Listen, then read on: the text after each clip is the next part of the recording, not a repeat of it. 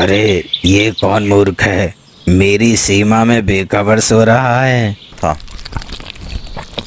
अब पेट भर गया, गुफा पे चलकर सोता हूँ। कैसा अच्छा जीवन है, मानव को मारकर खाने में कितना मजा। अंबिका नगर के राजा पृथ्वी सिंह अब बूढ़े हो चुके थे। प्रतिदिन उनके राज्य की हालत बिगड़ती जा रही थी। राज्य में अत्याचार बढ़ता जा रहा था। लूट लो इनसे सोने जेवर, और जो ना दे उसे मार दो। बचाओ, मुझे बचाओ।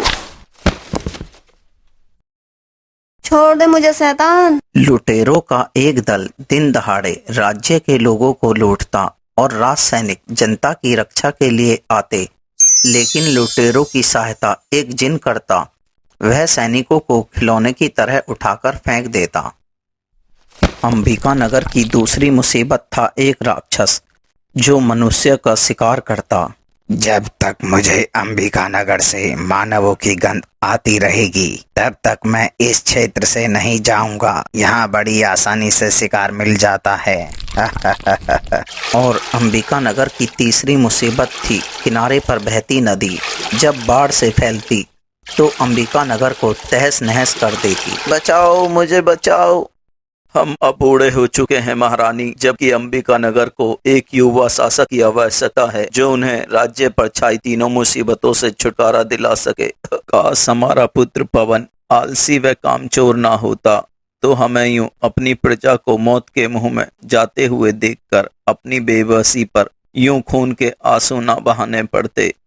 महाराज, मैं आपका दुख समझती हूँ और मानती हूँ कि राजकुमार पवन आलसी व कामचोर हैं, मगर उन्हें आलसी व कामचोर हमने बनाया है। हमने कभी उन्हें कोई कार्य करने ही नहीं दिया। तुम ठीक कहती हो महारानी। हम आज ही राजकुमार को एक कार्य सौंपते हैं। राजकुमार को राज्य पर छाई विपत्तियों को दूर करने का आदेश देते हैं। जाके उन्हें बता दीजिए।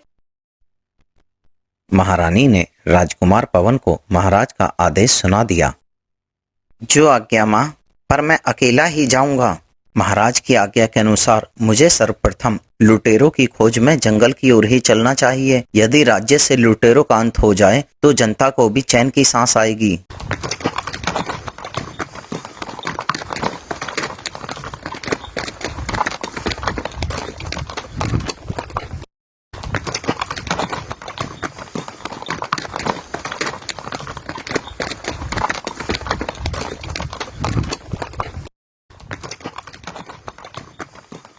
राज्य से बहुत दूर निकल आया। अब कहीं रुककर आराम कर लेना चाहिए। आराम भी स्वास्थ्य के लिए बहुत जरूरी है।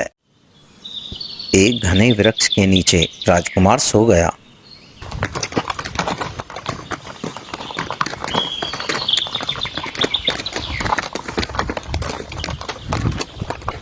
अचानक से घोड़ों की टापों की आवाज से राजकुमार की आंखें खुल गईं। वह उठ बैठा हुआ और पेड़ के पीछे से झांककर देखने लगा।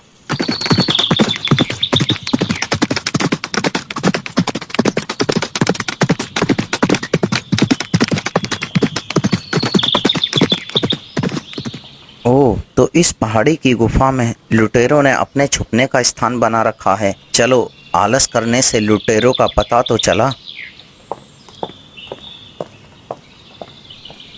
राजकुमार भी लुटेरों के पीछे उस गुफा में घुस गया। अरे जल्दी से सारा माल जमा करो और खजाने में रखो। तो यह है लुटेरों के छुपने का स्थान, जहां इन्होंने लूट का सारा धन रखा है। अब जल्दी से बाहर निकलना चाहिए। तभी एक लुटेरा राजकुमार को पकड़ लेता है और सरदार के सामने ले जाता है। कौन है तू और हमारी गुफा में कैसे आ गया?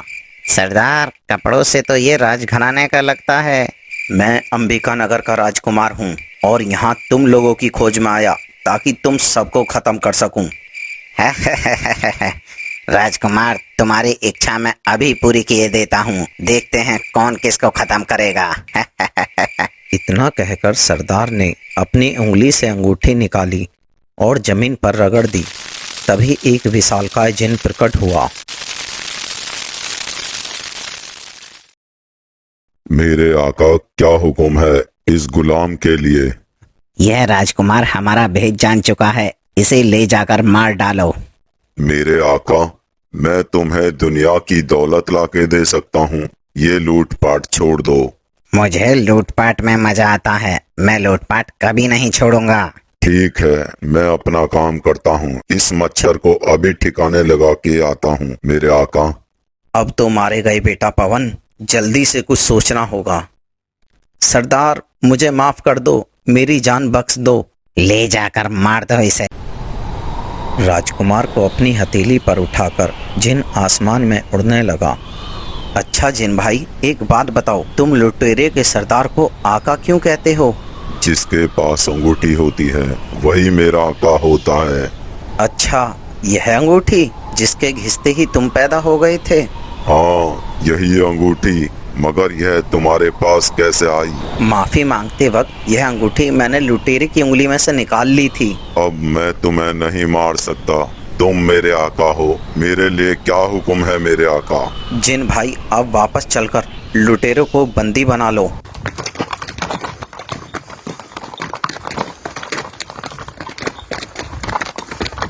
महाराज, हमारे सिपाहियों ने बताया है कि राजकुमार अकेले ही उन दुष्ट लुटेरों को बंदी बनाकर और सारा खजाना लेके नगर में आ रहे हैं। मंत्री जी, यह तो बहुत अच्छी बात है।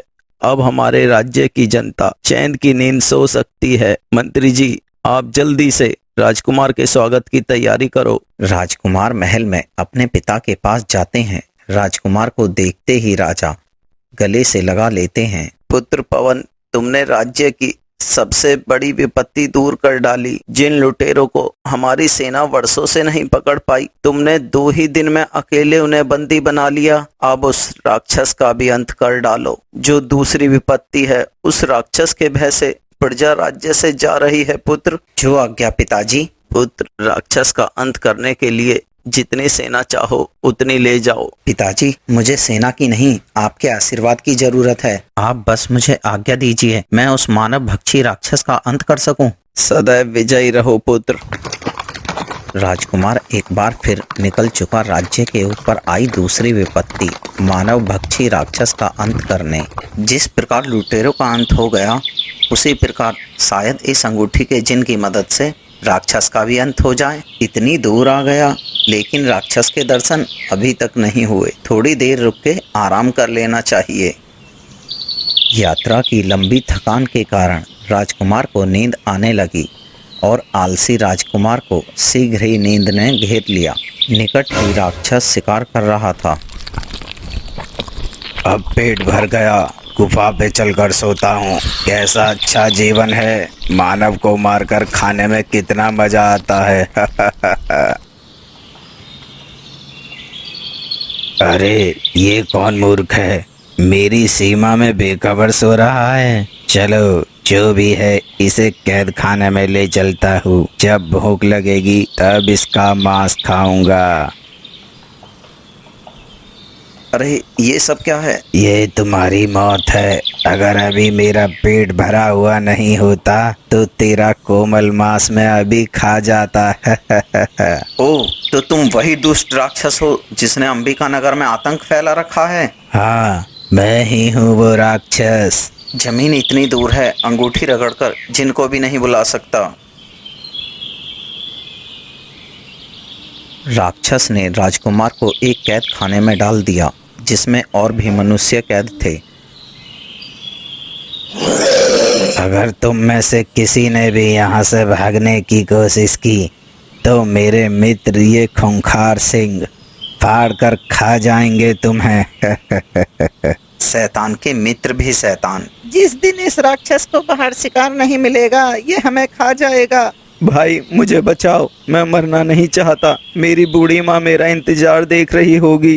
अरे भाई, ये हम सबको मार डालेगा, ये किसी को नहीं छोड़ेगा। डरो नहीं मित्र, अब मैं आ गया हूँ। अब राक्षस तुम्हारा कुछ भी नहीं कर सकता। वो दुष्ट तुमको भी खा जाएगा मित्र। आप लोग बस यूं समझो, राक्षस का अंत आ पहुँचा है। भाई हमें विश्वास नहीं होता। मैं तुम लोगों को कैद से अभी मुक्त करा देता हूँ। तुम जो कह रहे हो वह एक असंभव कार्य है मित्र।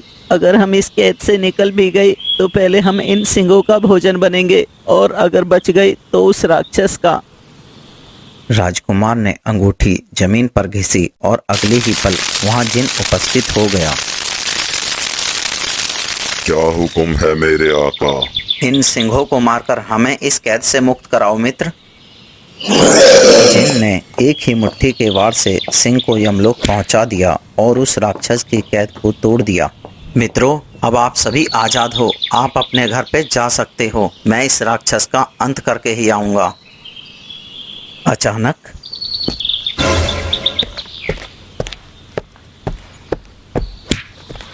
कोई यहाँ से बच के नहीं जा सकता, तुम सब मेरा भोजन हो। सभी लोग छुपकर जिन और राक्षस का युद्ध देखने लगे। हे भगवान, अगर ये दुष्ट मारा नहीं गया तो हम सब मारे जाएंगे। जिन राक्षस को संभलने का एक भी मौका नहीं दे रहा था। ले, इस वार को संभाल। राक्षस ने जिन की छाती में अपने सिंग मार दिए। तेरे सर के सिंग टूट जाएंगे मगर मेरा कुछ नहीं बिगड़ेगा। अब तुझे भी तेरे सिंहों की ही तरह यमलोक पहुंचा देता हूँ। जिन ने एक पेड़ उखाड़कर राक्षस के सर पर दे मारा। इस बार जिन का वार खतरनाक साबित हुआ और राक्षस ने प्राण त्याग दिए। चलो, इस शैतान का भी अंत हुआ। अब नगर के वासी कहीं भी घूम फिर सकते हैं। मित्र, महल चलने से पहले एक कठिन कार्य और है, क्या तुम कर सकोगे? मेरे आका, मेरी सत्यों के ऊपर संदेह मत कीजिए। बताइए वह कठिन कार्य कौन सा है? अंबिका नगर के समीप बहने वाली नदी में जब भी तेज बहाव आता है तो बाढ़ के रूप में पूरे नगर में विनाश छा जाता है। क्या मित्र, तुम इसमें मेरी कुछ मदद कर सकते हो? इतनी छोटी सी बात और मेरे आका परेशान? अभी लीजिए, अभी आप अपने दास की शक्ति देखेंगे। जिन ने एक पहाड़ उठाकर नदी के रास्ते में डाल दिया, जिससे नदी का मार्ग बदल गया। वाह, क्या योजना बनाई है तुमने। और कोई हुक्म मेरे आका? नहीं, फिलहाल कोई जरूरत नहीं है मित्र। जब जरूरत होगी तो मैं तुम्हें बुला लूंगा। जिन गायब हो गया और राजकुमार महल की तरफ चल दिया। उधर राजमहल में क्या समाचार लाए हो? महाराज, राजकुमार उस राक्षस का वध करके ही नहीं बल्कि बाढ़ की समस्या को भी खत्म करके आए हैं। यह तो अत्यंत सुखद समाचार है। राजकुमार कहाँ हैं? हम उनसे तुरंत मिलना चाहते हैं।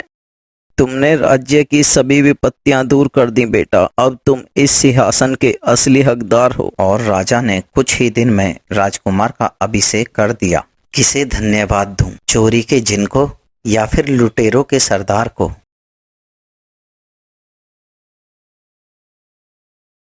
आता है